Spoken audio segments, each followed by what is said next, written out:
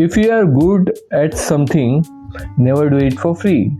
अशा विचाराने चालणारे भरपूर भेटतील तुम्हाला, पण त्यांना आयुष्य एक दिवस नक्की हे शिकवणार. थोडं अनुभवाने डोळेही उघडतील आणि तेव्हा समजेल की मोबदला म्हणजे फक्त पैसे नसतो.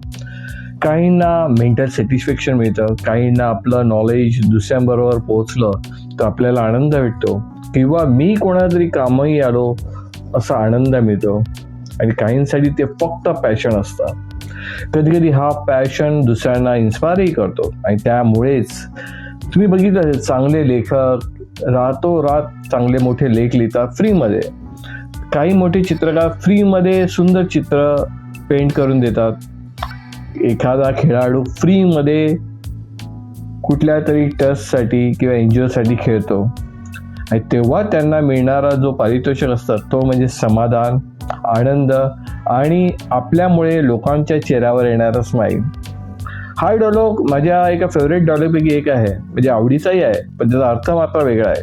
कारण मी त्याला असा बघतो, if you are good in something never do it for free, but remember not everything valuable is paid in money. Sometimes the real payment is happiness, sometimes it's purpose, and sometimes it's just peace. तुमचे मत काय जरूर comment बॉक्समध्ये या. भेटूया परत थोडीशी मनातली तोपर्यंत जय हिंद.